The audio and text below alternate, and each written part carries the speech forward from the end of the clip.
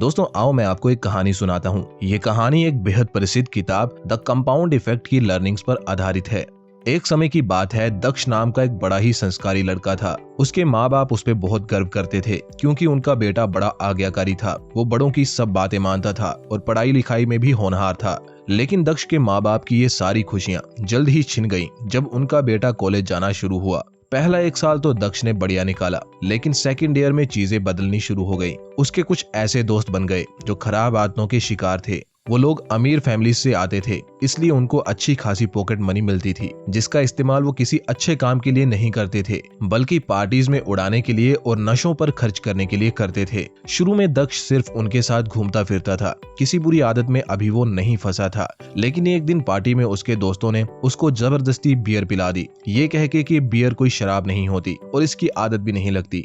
उस दिन तो दक्ष को बहुत बुरा लगा, उसे गिल्ट भी फील हुआ। लेकिन उसके दोस्त उसको बार बार कहते कि बियर शराब नहीं होती, इससे आदत नहीं लगती, जिस पे धीरे धीरे दक्ष भी यकीन करने लगा। और फिर महीने में एक बार, फिर हफ्ते में एक बार, और फिर वो डेली बियर पीना शुरू हो गया। और कहते हैं ना कि शेर के मुंह एक बार खून लग जाए तो फिर उसे रोकना नामुमकिन हो जाता है। वैसे ही दक्ष भी बियर तक कहाँ रुकने वाला था। धीरे धीरे उसने बाकी नशे भी शुरू कर दिए। पहले पहले तो उसके दोस्त उसको इस सब के लिए पैसे देते रहे, लेकिन जब ये सब चीजें उसकी आदत बन गई, उसे इनकी लत लग गई, तो उसके दोस्तों ने भी पैसे देने बंद कर दिए। अब दक्ष घर से पैसे मंगवाने लगा। कभी वो फीस के बहाने पैसे मंगवाता तो कभी बुक्स के बहाने। घर वाले भी जैसे तैसे पैसे अरेंज करके भेज देते ताकि उनका बेटा पढ़ लिख के होनहार बने। लेकिन रियलिटी तो ये थी कि उनका बेटा क्लासेस बंक करके सुट्टे लगा रहा था। फिर जब घर से भी पैसे मंगवाना मुश्किल हो गया तो उसने जुआ खेलना शुरू कर दिया। उसने सोचा था कि वो जुआ खेलेगा और पैसे जीत के नशे का जुगाड़ कर लेगा, लेकिन बात वही है कि फिलहाल उसका दिमाग खराब हुआ पड़ा है। अदरवाइज सब जानते हैं कि जुआ खेल के आदमी सिर्फ बर्बाद होता है,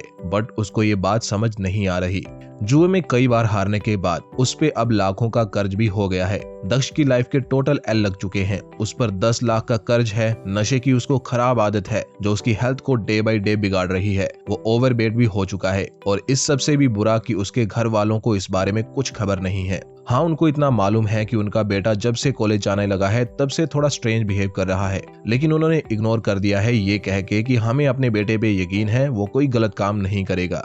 दोस्तों, एक बियर से स्टार्ट हुआ दक्ष आज बड़े बड़े नशे कर रहा है और जुए जैसी बुरी लत का शिकार भी हो चुका है। ये है दोस्तों डार्क साइड ऑफ कंपाउंडिंग। दक्ष की लाइफ पर कंपाउंडिंग का इफेक्ट पड़ा है, लेकिन नेगेटिव साइड पे उसकी बुरी आदतें धीरे धीरे कंपाउंड होती गईं और एक समय बाद उसको पूरी तरह से बर्बाद कर दिया। दोस्तों, इसीलिए एल्बर्ट आइंस्टाइन ने कहा था कि जो लोग कंपाउंडिंग को नहीं समझते वो फिर इसके लिए बड़ा प्राइस पे करते हैं। और दोस्तों, कंपाउंडिंग की एक खराब बात यह भी है कि नेगेटिव साइड इसका इफेक्ट बहुत प्रचंड तरीके से होता है। कंपाउंडिंग का ग्राफ निचली साइड बहुत तेजी से गिरता है। ये वैसे ही है जैसे एक इंसान सीढ़ियां चढ़ रहा हो और दूसरा उतर रहा हो। सीढ़ियां चढ़ने वाले की हालत टाइट हो जाती है, जबकि सीढ़ियां उतरने वाला इंसान आसानी से उतर जाता है। इसलिए कंपाउंडिंग इफेक्ट को नजरअंदाज नहीं किया जा सकता। अगर आप कंपाउंडिंग को अपने फेवर में ना कर पाए तो वो बिना आपके जाने आपके ऑपोजिट काम करने लग जाएगी और आपको पता भी नहीं चलेगा और मौका हाथ से निकल जाएगा।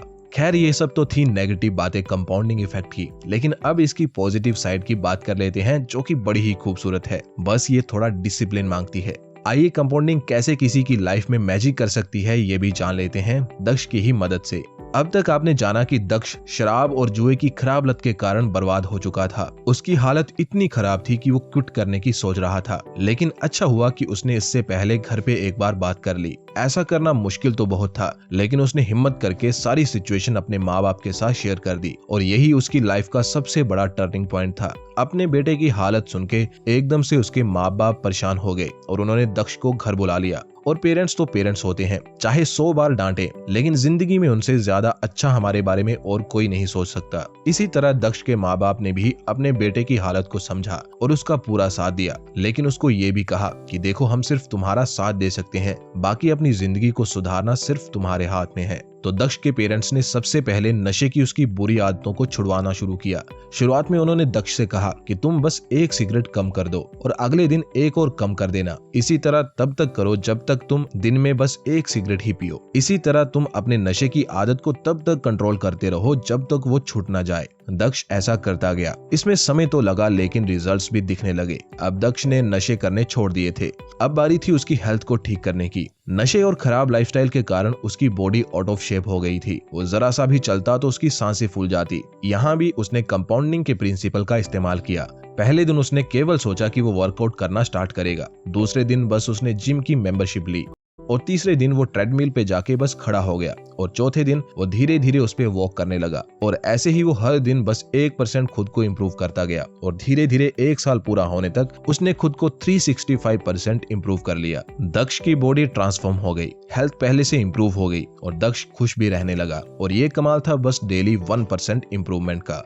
अब लास्टली बारी थी फाइनेंसिस को सुधारने की, जिसके लिए दक्ष ने चार्ली मंगर की एडवाइस को फॉलो किया। चार्ली मंगर कहते थे कि अगर आपको अपने फाइनेंसिस को सुधारना है और आपको करोड़ों डॉलर्स की संपत्ति बनानी है तो पहले जैसे तैसे करके $1 लाख जमा कर लो। ये $1 लाख बहुत क्रिटिकल है। इन्हें जमा करने के बाद ही आप फाइनेंशियली फ्री होने का सपना देख सकते हो। कुछ इस तरह से उनका कहना था।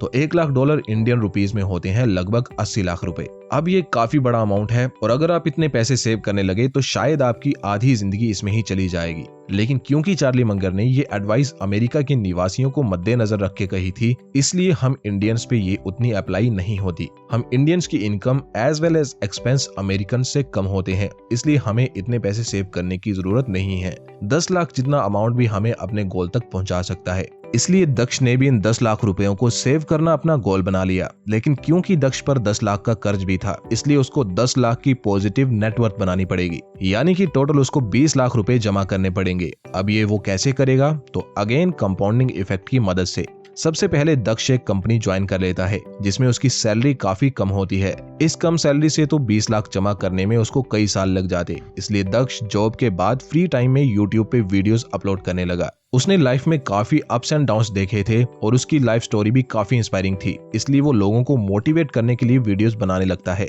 शुरू में उसकी वीडियोस पे हार्डली कुछ व्यूज आते हैं क्योंकि उसकी ना तो वीडियो क्वालिटी अच्छी थी और ना ही थंबनेल और टाइटल अट्रैक्टिव होते थे। बट वो हर वीडियो के साथ इनको सुधारने की कोशिश करता रहा। हर अपकमिंग वीडियो को वो रीसेंट वीडियो से बेटर बनाने की कोशिश करता और इसी तरह वो 100+ वीडियोस अपलोड कर देता है। एंड समहाउ इसी बीच उसकी एक वीडियो वायरल चली जाती है और उसके यूट्यूब चैनल को एक पुश मिल जाता है। दक्ष इंप्रूवमेंट करना नहीं छोड़ता और हर वीडियो को पिछली वीडियो से बस 1% बेटर बनाने की कोशिश करता है और इस तरह उसकी यूट्यूब पर ग्रोथ होती ही चली जाती है और देखते ही देखते दक्ष यूट्यूब से अच्छा अर्न करने लगता है। ना सिर्फ वो अपना 10 लाख का कर्ज चुकाता है बल्कि 10 लाख रुपए सेव भी कर लेता है, वो भी काफी जल्दी। देन वो अपने सेव किए 10 लाख रुपयों को इन्वेस्ट कर देता है गुड क्वालिटी स्टॉक्स में, ताकि उसके पैसों पर भी कंपाउंडिंग का इफेक्ट पड़े और वो 31 सालों के लिए 10 लाख रुपए लगा के भूल जाता है। वो 10 अलग अलग स्टॉक्स में इन्वेस्ट करता है जिनके बिजनेसेस अभी छोटे थे और इनमें ग्रोथ पोटेंशियल काफी हाई था, यानी स्मॉल कैप स्टॉक्स उसने चूज किए थे इन्वेस्ट करने के लिए। 31 साल बाद दक्ष के पोर्टफोलियो की वैल्यू आज 100 करोड़ से भी ज्यादा हो गई है, बिकॉज उसका पोर्टफोलियो 25% के कंपाउंडेड एनुअल रेट से ग्रो हुआ है। अब आप पूछोगे कि 25% से ग्रो कैसे हो सकता है? यहाँ तो बड़े बड़े म्यूचुअल फंड एक्सपर्ट्स भी 12 से 13% के रिटर्न्स ले पाते हैं। तो दोस्तों दक्ष को इतने हाई रिटर्न्स इसलिए मिले हैं बिकॉज उसने स्टॉक्स पिक किए थे प्रोबेबिलिटी के फॉर्मूला के अनुसार। उसको उसके सभी स्टॉक से अच्छे चलने की उम्मीद नहीं थी। उसने स्टॉक्स पिक किए थे इस मंशा के साथ कि बस उसके 1 या 2 स्टॉक्स अच्छा परफॉर्म कर जाएं, बस उतना ही काफी है। और ऐसा ही हुआ, उसके 2 स्टॉक्स एक्स्ट्रा ऑर्डिनरली ग्रो कर गए, जिस कारण उसको अपने ओवरऑल पोर्टफोलियो पे 25% के एवरेज एनुअल कंपाउंडेड रिटर्न्स मिल गए। दोस्तों इस बार दक्ष की लाइफ पर कंपाउंडिंग का पॉजिटिव इफेक्ट हुआ है और ये एक वंडर की तरह काम किया है। इसी तरह कंपाउंडिंग आपकी लाइफ में भी वंडर ला सकती है, बस आपको स्टेप्स लेने शुरू करने होंगे। आप अपने हिस्से का काम करिए, बाकी कंपाउंडिंग पे छोड़ दीजिए। लेकिन हाँ, इसे इग्नोर किसी हाल में मत करिएगा क्योंकि कंपाउंडिंग का डार्क साइड बहुत बुरा है, जो आपके इल्म में आए बिना आपको बर्बादी की तरफ कब ले जाएगा आपको पता भी नहीं चलेगा। तो दोस्तों आज की वीडियो में बस इतना ही। उम्मीद करता हूँ आपको वीडियो पसंद आई होगी। दोस्तों ये कंपाउंड इफेक्ट बुक की लर्निंग्स पे आधारित वीडियो आपको कैसी लगी कमेंट करके जरूर बताएं और वीडियो को लाइक और शेयर भी करें ताकि लोगों तक ये इन्फॉर्मेशन पहुंच सके। मिलते हैं किसी और वीडियो में, तब तक के लिए जय हिंद।